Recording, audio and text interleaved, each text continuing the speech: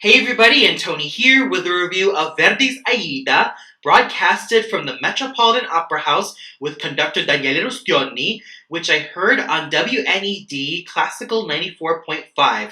I was really psyched about this particular radio broadcast because Violeta Urmana and Krassimira Stoyanova portrayed our two leading heroines, Amneris and Aida, respectively. So let's not stall any longer and let's find out how the singers fared. Starting off with our titular heroine, sung by, as I stated before, Krassimira Stoyanova. I also saw Madame Stoyanova about 2 years ago sing the role of Marguerite from Gounod's Faust at the Deutsche Oper Berlin, and I also thought that she did a very good job in that particular role. Granted, this was not the first time Madame Stoyanova sang the role of Aida, as she also sang this role at the Bayerische Staatsoper in Munich, alongside Jonas Kaufmann as Radames and Anna Smirnova as Amneris. And I thought that Madame Stoyanova did a very fine job singing Aida. Now, whenever one thinks of an ideal Aida, one would usually think of names such as Renata Tebaldi, Maria Callas, Leontine Price, and maybe to some extent Montserrat Caballé and Margaret Price. Now, when it comes to having Madame Krassimira Stoyanova singing Aida, I thought she did a very solid job singing this role. She gave Aida a lot of feeling, a lot of beauty in her voice. She has that richness that managed to back her up so well, and she was just a very fine singing actress. She's not really one of those super dramatic sopranos, nor is she a complete lyric. She is essentially a spinto soprano, and she has basically specialized in a lot of spinto soprano roles for many years. For those of you not in the know of who Krassimira Stoyanova was, she essentially started out in a lot of the lyrical roles before transitioning into the meteor roles like Rachel from La Juive, Maria Boccanegra from Simon Boccanegra, Elisabetta di Valois from Don Carlo, and even that of Aida. And as I stated before, Krassimira Stoyanova did a very solid job in giving this particular role a lot of feeling, a lot of emotion, and she was able to act very well with her voice. And I especially love her two solo arias, Ritorna Vincitor and O Patria Mia. She sang these two arias with such feeling and such grace and such beauty that it was just so thrilling to listen to, and she left me quite awestruck. So I'm not going to mince words here.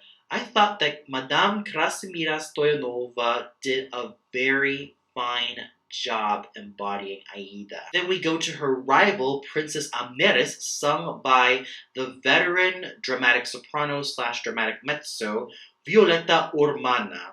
I've also been following this particular singer's career for quite some time, and much like her predecessors, those being Shirley Verrett, Grace Bumbry, Gloria Lane, and even that of Waltraud Maya, she alternated between singing a lot of high dramatic mezzo roles and even that of the dramatic soprano repertoire. She's basically very well known for roles like Azucena, Amneris, Fricka, Branquena, and even Fides, and also Didon from Le Doyen, but also the Zwischenfach roles of Sieglinde and Kundry from Die Walküre and Parsifal, to pure soprano roles like the Wagnerian soprano roles of Isolde and Brunhilde, to the true soprano parts of Aida, Leonora from La Forza del Destino, and Amelia from Un ballo in Maschera. Me personally, I always preferred Madame Urmana singing all of these Wagnerian soprano slash dramatic mezzo roles, and I thought that Amneris was a great fit to her voice, as it's always been. Granted, I also heard her in this particular role on YouTube, where she was a lot more focused in her voice and the sound sounded a lot fuller and richer throughout all the registers. Madame Urmana still has that richness, beauty, and metal, not to mention power, that is present in her voice, especially when it comes to roles like Amneris, as I've also seen her about 3 years ago singing Eboli from Verdi's Don Carlo, also at the Deutsche Oper Berlin, and I also thought she did an amazing job in that role. However, there are times that the voice just didn't maintain its focus that it once had, mostly due to the fact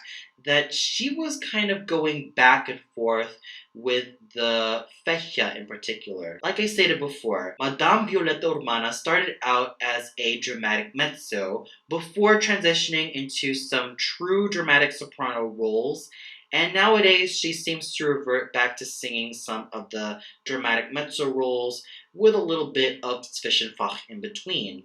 So the fact that this particular singer led not only a very interesting career, but a career that was quite taxing, especially to her voice, was quite evident when she was singing the role of Amneris alongside Madame Krassimira Stoyanova. It still has that metal and power and might, but with a few reservations here and there, mostly due to the fact that she did go back and forth from the particular vocal ranges, and one can tell that she is quite past her prime, but the voice is still intact in all of its glory and beauty and strength, which is what she managed to bring to the table as Amneris.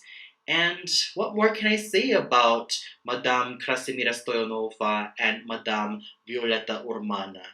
These two divas really worked well off of each other, and they really gave superb vocal performances, especially highlighted in their duet, well, more specifically, the parlor duet between Amneris and Aida, Fu la sorte dell'armi a tuoi funesta povera Aida, in which these two not only managed to sing very, very beautifully, really being very meticulous to the text, but they were just pouring their hearts out in that particular duet, and I thought it was just a job well done. So when you have two really wonderful soloists embodying these two heroines, you're also bound to have such really fine gentlemen also doing fine jobs in their roles.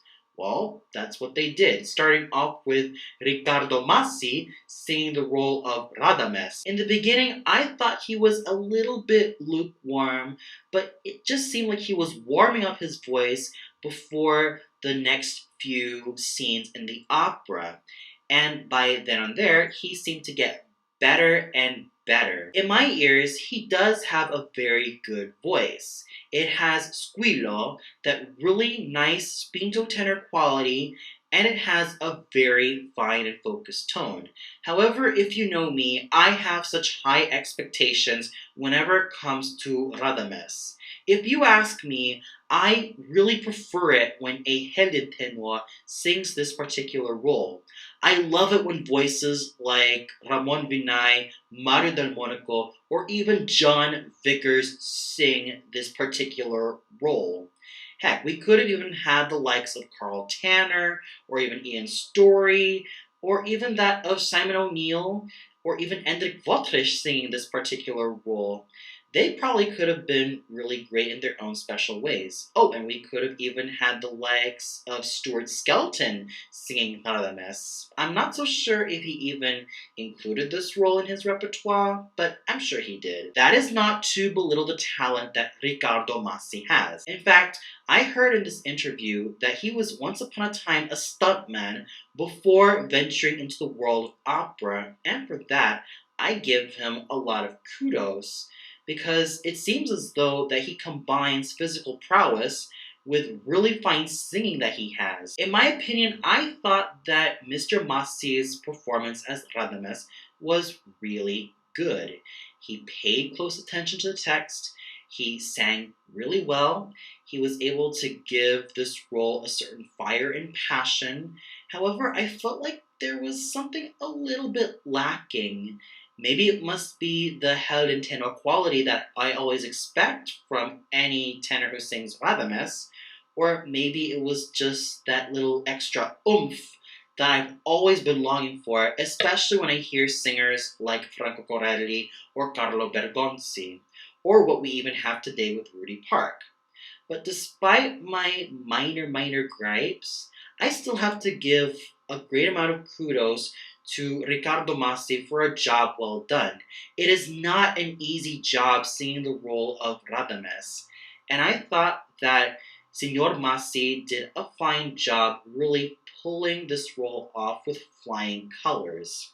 He sang very well, not only with the Amneris and Aida of the evening, those being Violeta Urmana and Krassimira Stoyanova, respectively, but he was able to hold his ground quite well.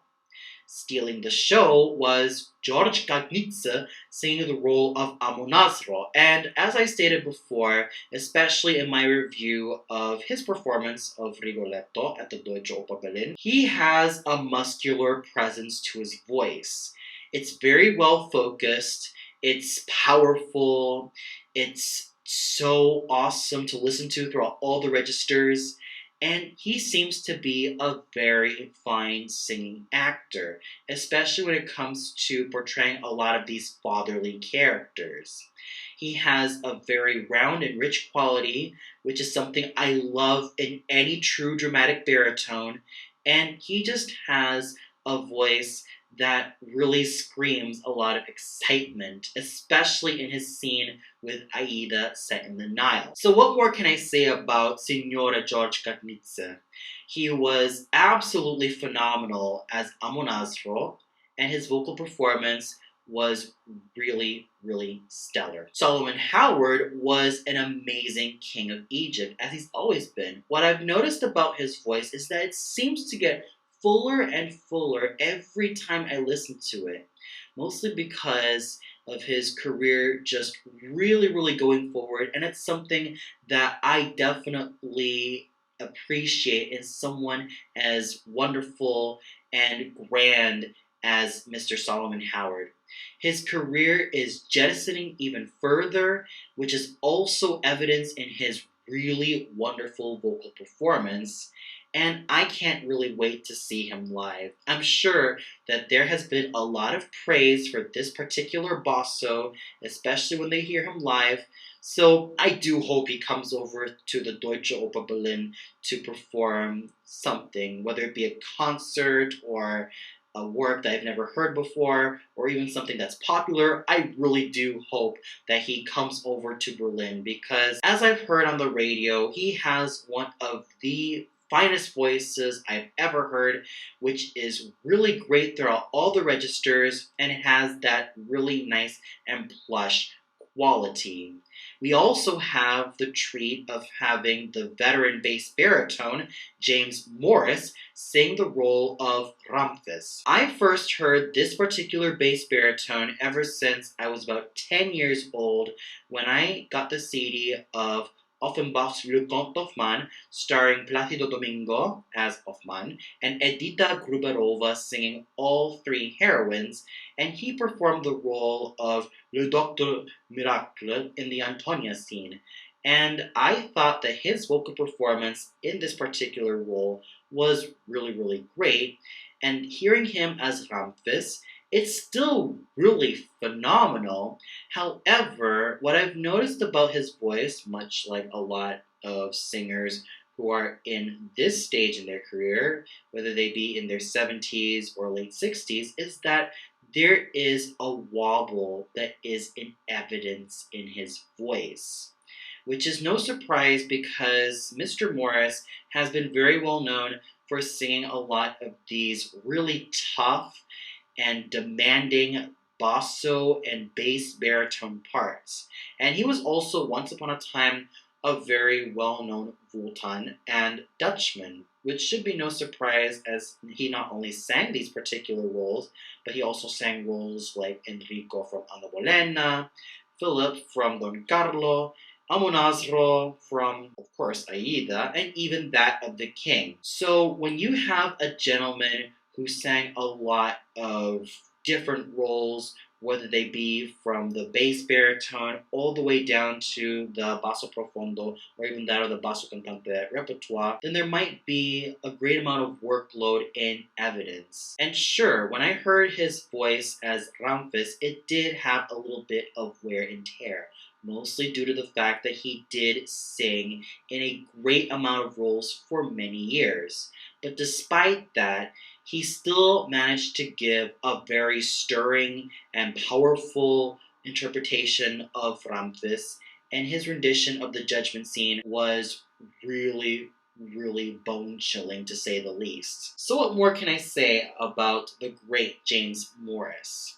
Even though his voice did show a little bit of wear and tear, his overall delivery was excellent all throughout. We also get such really fine singing from the likes of Ronald Naldi singing the role of the messenger thanks to his fine character tenor voice, and Jennifer Johnson Cano singing the role of the priestess with her voluptuous mezzo-soprano voice. So overall, the singing was really good, with the standouts being Violeta Urmana, Krassimira Stoyanova, George Katnitze, and, as always, Solomon Howard in their respective roles, thanks to the absolute diligence that they've had really getting into their characters, and of course, their phenomenal vocal prowess. And I also have to give my hat off to Ricardo Massi for doing a very solid job singing Radames, and of course, the veteran bass baritone, James Morris,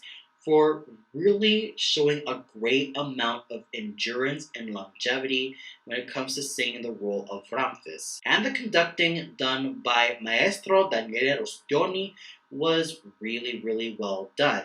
He made sure that the singers, the chorus, and the orchestra all blended together in harmony, and they did just that. And speaking of the chorus and orchestra of the Metropolitan Opera House, what more can you say about them? They were absolutely excellent. Overall, when it comes to having two great divas in the form of Violeta Urmana and Krassimira Stoyanova really doing fabulous jobs singing the roles of Amneris and Aida, and they basically headed the cast to the best of their abilities, then you can be darn sure that this particular radio broadcast of Aida was a real blast. And for those of you who heard this broadcast of Verdi's Aida, what did you think of it? Did you feel like Violeta Urmana and Krassimira Stoyanova stood very well on their own 2 feet? Was there another soloist who you felt stole the show? Or did you feel like the singing could have been improved one way or another? Comment below and let me know. Well, that's all for now. Be sure to tune in tomorrow on Easter Sunday where I review Frederick Loh's My Fair Lady at the Nationaltheater Mannheim. So until then, good night everybody.